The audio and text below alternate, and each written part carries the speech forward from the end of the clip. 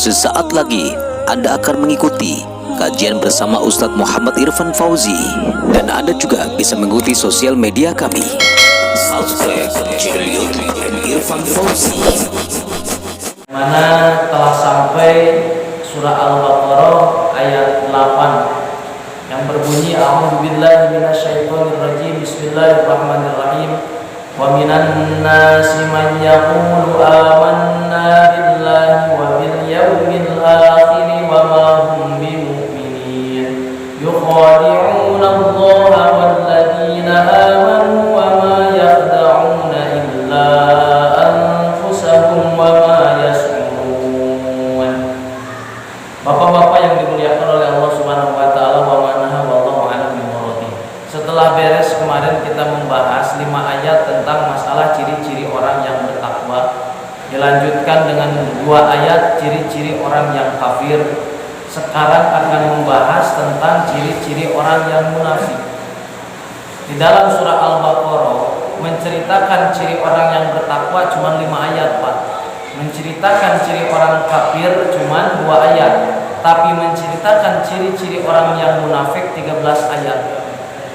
Luar biasa. Kenapa? Karena munafik ini bidarkil asfal, paling dulu masuk neraka tinimbang orang yang kafir.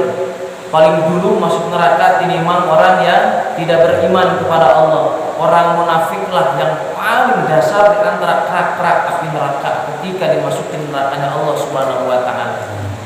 Bapak-bapak yang dimuliakan oleh Allah Subhanahu wa taala, Allah berfirman, A'udzubillahi minasyaitonirrajim, Bismillahirrahmanirrahim. Wa minan nasi.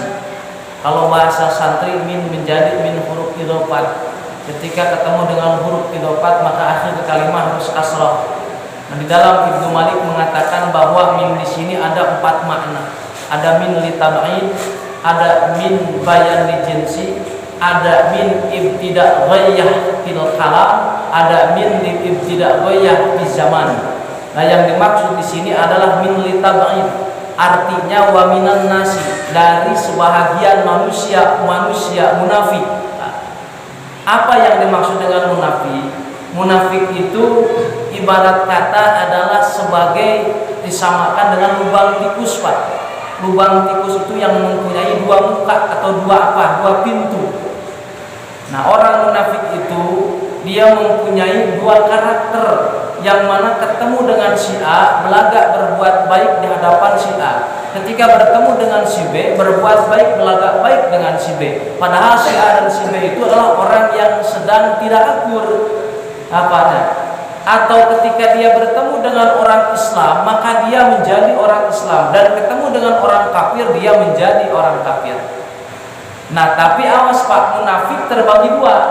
Ada munafik akidah, ada munafik akhlak. Kalau munafik akidah, ketika kita bertemu dengan orang kafir maka kita itu mengikuti secara gaya orang kafir. Kita mengiyahkan, kalau bahasa menyembah kepada orang kafir. Terus ketika orang kafir berbicara tentang Tuhan mereka, maka kita pun mengiyahkan keyakinan mereka itu di depan orang kafir. Terus dia datang kepada orang Islam, maka dia pun sama mengiyahkan Tuhannya atau mengiyahkan Allah. Dia berkata, di sini dilanjutkan, man yaqulu, man adalah orang-orang munafik, yaqulu, mereka berkata apa? Amanna billah. Ini ketemu dengan orang iman. Amanna billah, saya iman kepada Allah. Wa bil yaumil akhir, dan saya iman kepada hari akhir. Nah, ini orang munafik, Pak. Nah, bil akhir wa ma hum, dan tidak bagi mereka, kata Allah, bil mu'minina, orang-orang yang beriman. Mereka mengucapkan iman kepada Allah, iman kepada hari akhir di depan orang yang beriman. Saking takutnya dengan orang yang beriman sehingga mereka mengucapkan amanna billahi wa bil yaumil akhir. Lalu Allah menjawab wa ma hum bimu'minin, wa ma hum, dan tidak maknya nafi, melainkan wa ma hum, dan tidak bagi orang-orang munafik itu bil mu'minina, keimanan, dan tidak ada keimanan dalam diri mereka. Karena mereka mengucapkan iman kepada Allah, iman kepada hari akhir, terus berbuat baik kepada orang muslim itu karena mereka takut dibunuh, takut terancam, maka mereka berkata amanna billahi wa bil yaumil akhir. Tapi di mana kalau mereka bertemu dengan orang-orang kafir, mereka bertemu dengan kaumnya, maka mereka mengolok-olok orang-orang Islam. Maka mereka menyebutkan orang-orang Islam itu orang-orang yang bodoh. Orang-orang Islam itu orang-orang yang tidak punya pendirian. Itu adalah munafik akidah. Ketika ada orang yang munafik akidah, maka wajib hukumnya mengucapkan 2 kalimat syahadat kembali, Pak. Beda dengan munafik akhlak. Kalau munafik akhlak ada 3 cirinya. Apa? Ayatul munafik, yaitu salah. Ada 3 ciri orang yang munafik akhlak. Mana yang pertama? Di mana-mana berbicara suka berbohong. Itu namanya munafik akhlak. Yang kedua, ketika diamanati suka ingkar janji. Yang ketiga, apabila dipercaya suka hianat. Nah, gimana kalau orang yang munafik secara akhlak? Apakah dia termasuk ke dalam asfal? Tidak. Orang yang munafik secara akhlak cuman cukup dia berbicara astagfirullahaladzim, ya Allah saya salah, dia bertobat kepada Allah, cukup Pak, tidak mengucapkan 2 kalimat syahadat. Yang dimaksud bidarkil asfal, orang-orang yang akan masuk duluan tinimbang orang-orang kafir adalah orang-orang yang munafik secara akidah. Orang yang depan orang muslim dia berbuat baik, dia ngomong amanah billahi wa bil yaumil akhir, tapi dia kembali kepada orang kafir, dia mengolok-olok orang Islam. Apa itu diantaranya? Ya. Nah, hati-hati Pak. Ini adalah munafik yang amat sangat luar biasa dibenci. Bahkan hadis Rasulullah SAW berkata, jangan sekali-kali kau dekati orang-orang yang munafik, jangan kau dekati orang-orang yang fasik. Kalau perlu jauhilah orang-orang yang munafik dan orang-orang fasik, selama kita takut ke bawah fasik dan munafiknya. Tapi kalau tujuan kita dekat dengan orang munafik, dengan orang fasik, dekatnya pengen menyadarkan, pengen memberikan arahan, maka itu diharuskan, silahkan. Tapi dengan catatan jangan sampai kita yang ke bawah menjadi orang yang munafik. Allahu karim, Allahu rahim. Ya Allah, jangankan urusan siksa neraka itu paling dasar dari api neraka, baru paling ringan api neraka aja namanya Abu Thalib, pamannya Rasulullah SAW. Di antara makhluk manusia yang paling ringan siksaannya itu Abu Thalib. Abu Thalib ketika di zaman dulu Nabi Muhammad lahir ke alam dunia, maka Abu Thalib membela Nabi Muhammad. Tapi Abu Thalib tidak mengucapkan 2 kalimat syahadat. Bahkan pada saat itu Abu Thalib menjadi pemimpin di antara kaum kufar. Kata Abu Thalib, barang siapa orang yang menyentuh keponakanku yang namanya Muhammad, akan aku segan-segan untuk mengocorkan kepalanya. Dalam arti dia akan membunuh orang tersebut. Maka dengan adanya Abu Thalib aman Nabi Muhammad SAW. Tapi Abu Thalib tidak mengucapkan 2 kalimat syahadat. Oleh karena itu meninggal Abu Thalib sedihnya luar biasa Nabi Muhammad SAW. Kenapa? Nabi Muhammad berkata di sini adalah hidayah bukan punya Nabi, hidayah bukan punya orang, hidayah bukan punya makhluk, tapi hidayah punya Allah Subhanahu wa Ta'ala. Paling gampang mencari hidayah, paling susah mempertahankan hidayah. Gampang mencari hidayah. Bapak datang kepada suatu pengajian, Bapak datang ke majelis taklim, Bapak sholat yang 5 waktu, melaksanakan puasa wajib dan sunnah, itu namanya menjemput hidayah. Ketika sudah dapat hidayah, yang paling susah itu apa? Mempertahankannya, Pak. Kita dituntut mencari ilmu, thalabul ilmi fardhatun 'ala kulli muslimin wal muslimat. Dituntut mencari ilmu dengan perih, jerih, payah, letih. Setelah dapat ilmu cukup di situ? Tidak, dituntut mengamalkannya. Wajib hukumnya mengamalkan ilmu, Pak. Maka ada siksaan bagi orang yang sudah punya ilmu, dia menyembunyikan ilmunya, dia tidak mengamalkan ilmunya, maka akan Allah siksa.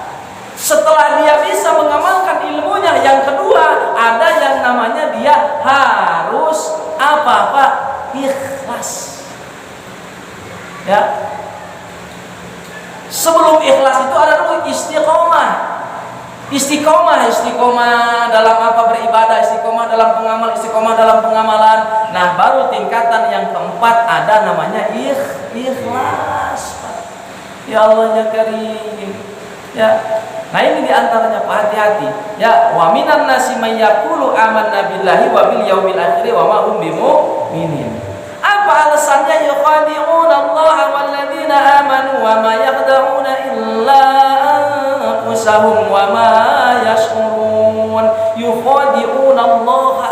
Tujuan mereka itu ingin menipu kepada siapa? Kepada Allah. Ya Allah, Allah mau ditipu, Pak. Ya Allah ya Karim.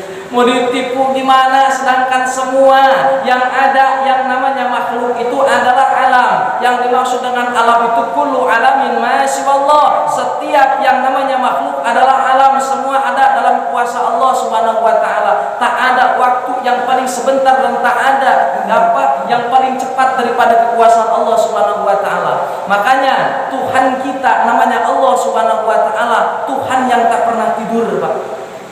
Saya sendiri kalau memang Tuhan itu tidur, Allah itu tidur, saya sendiri akan mengundurkan diri dari Tuhan Allah Subhanahu wa taala. Saya nggak mau punya Tuhan yang tidur, Pak.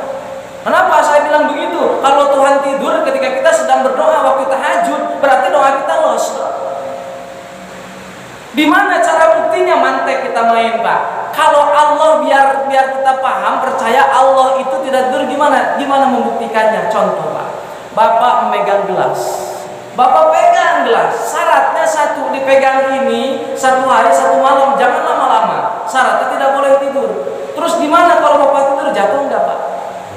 Bumi yang begitu bulatnya terus adanya ngambang, kalau bahasa ilmu fisika adalah gravitasi bumi. Dia tidak apa, Pak? Tidak jatuh tapi mengambang. Dalam arti kalau Allah tidak memegang bumi, Allah tidur sekejap bumi lari hancur.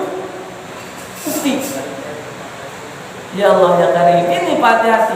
Ini orang-orang munafik tujuannya yukhadi'un Allah, ingin menipu Allah walladzina amanu, dan orang-orang yang beriman supaya mereka percaya, supaya Allah percaya dengan ucapan amanna billahi wa bil yaumil akhir.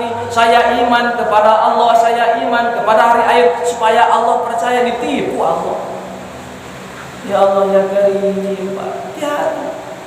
Ya, Allah tidak akan pernah bisa ketipu. Jangankan urusan lisan yang zahir diucapkan, sirnya hati pun Allah tahu, lelembutan hati pun Allah tahu. Tak pernah kita ucapkan keinginan kita, Allah pun tahu. Makanya kebanyakan orang tertipu. Berdoalah kepada Allah sebanyak-banyak mungkin berdoa. Itu bagi orang yang hatinya bersih. Kalau kita hatinya kotor, maka berdoalah cukup dengan meminta ampunan kepada Allah. Mintanya banyak, ibadahnya, Pak, ya Allah ya Karim, males. Diberikan kesulitan, kesusahan, diberikan ujian, cobaan, mintanya kepada Allah, merengeknya, hampir nangis-nangisnya luar biasa. Tapi ketika diberikan kebahagiaan, kenikmatan oleh Allah, jauh Allahnya tidak ada. Ini yang menjadi kesalahan kita. Padahal coba bayangkan, Pak, Allah memberikan kenikmatan satu tanpa syarat. Napas yang sehari-hari kita pakai ada syaratnya enggak, Pak? Tak ada syarat. Kalau ada makhluk yang bisa menciptakan makhluk, kalau ada orang yang bisa menciptakan ciptaannya sendiri, pasti ada syaratnya. Ada komponen-komponen yang bisa diciptakan untuk membentuk suatu ciptaan. Tapi Allah tidak ada, Pak. Napas yang begitu kita pakai, umur 70 tahun sampai meninggal, 60 tahun, 50 tahun, 80 tahun, semuanya tak pernah ada syarat. Pernah kita, Pak, membawa napas ini ke bengkel seminggu sekali, di kalau bahasa motor, Pak, di servis pernah? Nggak pernah, kan? Mata penglihatannya, pernahkah kita sebulan sekali nyerpis mata? Pernahkah kita menyerpis tangan? Kenapa? Kalau bahasa motor, bahasa kendaraan, kalau ada yang namanya pergerakan, pasti ada yang namanya siku-siku. Kalau ada yang namanya siku-siku, pasti ada yang namanya bau damur. Kalau ada bau damur, pasti membutuhkan yang namanya apa, Pak? Minyak. Untuk apa? Supaya tidak karatan. Seumur hidup sampai meninggal, pernahkah kita memberikan minyak kepada tangan engselnya ini? Pernah? Belum pernah, Pak. Ya Allah ya Karim, tanda bukti apa lagi kekuasaan Allah? Makanya Allah berulang-ulang mengucapkan di dalam surat Ar-Rahman, "Fabi ayyi ala'i rabbikuma tukadziban." Fabi ayyi ala'i rabbikuma tukadziban. Nikmat yang mana lagikah yang kau dustakan setelah aku berikan beribu-ribu kenikmatan, bahkan juta-juta kenikmatan? Jikalau orang mau menghitung kenikmatan Allah, la tuhsuha, tidak akan pernah terhitung. Cuma sayang kita yang terkadang tak mau bersyukur kepada Allah. Disebut orang munafik, maka gak mau, Pak. Marah duluan. Padahal Allah sudah menyebutkan inilah ciri-ciri orang yang munafik. Dia ingin menipu Allah. Ketika dia berbuat maksiat, tak pernah sedikit pun ingat kepada Allah, tak pernah takut kepada Allah. Kira-kiranya hidupnya akan lama, tidak akan pernah mati. Itu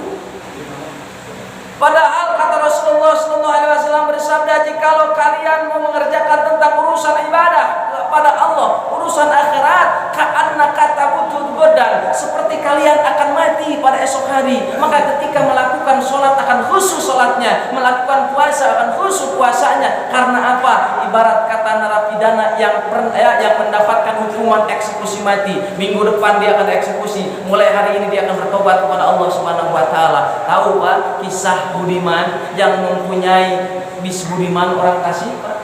Ya kan dieksekusi mati. Beliau itu kan ya Allah ya Rabbana Pak cuma satu ya Allah. Apakah yang pertama dia ingin mengucapkan bahasa apa Ustaz dia? La ilaha illallah Muhammadur Rasulullah. Yang kedua ingin apa katanya?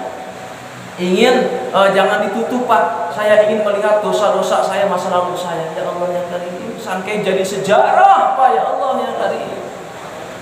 Ibaratkan seperti itu kata Rasul, tabutu dan kalau kalian beribadah kepada Allah ibarat kata esok lusa akan meninggal dunia. Kalau sekarang tidak berihusu kepada Allah, maka apa yang akan kita bawa di hadapan Allah? Tapi sebaliknya kalau berpikir dalam urusan dunia, kaya-kaya kita akan hidup selamanya. Biar apa? Ini diri diberikan kesemangatan untuk mencari nafkah anak dan istri kita. Seolah-olah tidak akan pernah ada yang namanya mati. Semangat terus Pak. Karena apa? Musibah yang sesungguhnya bukan musibah kerugian ketika jualan di pasar. Musibah yang sesungguhnya bukan turun jabatan. Musibah yang sesungguhnya bukan masalah rugi dalam berdagang. Musibah yang sesungguhnya bukan musibah ketika hina mendapatkan pekerjaan. Tapi musibah yang sesungguhnya adalah musibah ketika rasa percaya diri, kesemangatan diri hilang dalam diri kita. Pak, itu yang sesungguhnya musibah. Ingat, kenapa? Dunia ini adalah kebutuhan. Tapi ada yang lebih penting daripada kebutuhan apa? Akhirat adalah tujuan, Pak. Dunia kebutuhan, akhirat adalah tujuan. Jangan sampai kebutuhan ini meninggalkan tujuan. Tujuannya akhirat. Kenapa kita tidak ingat kepada tujuan itu akhirat? Walaupun hidup di alam dunia cuman sementara melewat saja, walaupun hidup di alam dunia fana dan hinanya luar biasa, tapi menjadi penentuan kita untuk surga dan nerakanya Allah Subhanahu wa taala. Kalau tidak sekarang mau kapan lagi? Saya sedih Pak, beberapa kali ketemu para alim ulama yang waliullah menurut saya pribadi. 3 ulama mengucapkan begini di depan mata Ustadz kiamat, di depan mata Ustadz kiamat, di depan mata Ustadz kiamat. Saya saking mengucurkan air mata, ya Allah ya Karim ada apa? Ternyata kategori al ulama warasatul anbiya itu hilang di muka bumi ini Pak. Yang namanya ulama ahli waris para nabi dalam arti ilmunya itu hilang. Kenapa? Karena ulama sekarang, karena pemuka agama sekarang bukan masalah ulama yang ingin ikhlas mengamalkan ilmunya, tapi seolah-olah karena harta, jabatan dan uang semata. Makanya orang waliullah yang tidak pernah dikenal di dunia tapi dia dikenal di langit, dia berkata 3 orang itu saya nggak sebut namanya, Ustadz kiamat depan mata, Ustadz kiamat depan mata, sampaikan kepada umat bahwa kiamat depan mata. Cukup begitu Pak. Saya mengucurkan air mata, apa maksud dan tujuannya? Oh ternyata kalau seandainya tidak sekarang kita berbenah diri. Makanya yang namanya hijrah itu bukan pindah madhab. Ini pindah madhab dari madhab Hambali ke madhab Maliki disebut hijrah. Dari madhab Maliki ke Syafi'i disebut hijrah. Beda manhaj disebut hijrah. Hijrah itu dari buruk, dari maksiat kepada taat, dari keburukan kepada kebaikan. Itu namanya hijrah. Jangan mempermasalahkan namanya manhaj dengan khilafiyah. Itu masalah perbedaan tujuan mah sama. Jangan ribut mikirin usoli nggak usoli, itu ada tuntungnya Pak, ada akhirnya. Ini dikatakan oleh Allah, orang-orang yang munafik itu yaitu niatnya menipu Allah dan orang-orang yang beriman. Apa kata Allah? Wa ma yakhda'una illa anfusahum wa ma yashurun wa ma yakhda'una, dan tidak mereka sedang menipu kecuali dia sedang menipu dirinya sendiri. Kalau dalam arti ini Pak, bahasa orang tukang tipu ketipu, dia mau menipu malah nipu diri sendiri. Tadinya mau nipu Allah, mau nipu orang iman, tapi secara tidak langsung kata Allah, wa ma yakhda'una illa anfusakum. Dia itu tidak sedang menipu kecuali dia menipu dirinya sendiri. Wa ma yashurun, wa ma yashurun Pak di sini nih, dan tidak hampa mereka sadari bahwa mereka sedang menipu dirinya sendiri. Jauhi sifat munafik, jauhi dari sifat-sifat munafik. Kenapa? Karena yang pertama Allah cari, yang pertama dimasukkan kemana? Ke api neraka Allah, yaitu orang-orang yang munafik. Ya, tadi paman Rasulullah SAW yang paling ringan siksaannya kalau dijatuhkan ke api neraka, ke dalamnya 1000 tahun baru nyampe, Pak. Yang kena ujung kakinya oleh panasnya doang, bukan oleh apinya. Maka yang pecah kepalanya itu paling ringan siksa api neraka. Apalagi bagi orang-orang yang munafik, dia masuk ke kerak-keraknya api neraka. Sampai gimana kita bisa menahan siksa api nerakanya Allah Subhanahu wa Ta'ala? Jangan mikir surga yang belum nyata, jangan mikir neraka yang belum nyata. Surga dan neraka itu aplikasinya di dalam kehidupan di dunia ini. Ciptakanlah surga ketika hidup di alam dunia, ciptakanlah neraka ketika hidup di alam dunia. Apa? Ketika orang berpikir bahwa kita akan masuk surga, baiknya hidup di alam dunia, maka akan dia mendapatkan surga. Surga dunia, surganya apa? Surganya akhirat. Nerakanya dunia, nerakanya akhirat. Itu, Pak. Jadi jangan berpikir, wah ntar gimana ntar. Ini yang salah. Justru sekarang mau bertemu Allah jangan di akhirat, di sini. Mudah-mudahan bapak-bapak yang dimuliakan oleh Allah Subhanahu wa Ta'ala, ini adalah sekedar ayat yang menjadi cambukan peneguran bagi orang-orang yang munafik. Ya mudah-mudahan walaupun kita termasuk kategori munafik akhlak, bisa sering mengucapkan istighfar kepada Allah, sering mengucapkan selawat kepada Nabi Muhammad SAW dengan keteledoran kita. Kenapa? Karena manusia itu al-insan makhluqat wa nisyan, tidak lepas dari khilaf dan salah. Tapi mudah-mudahan kita semua dapat ampunan Allah Subhanahu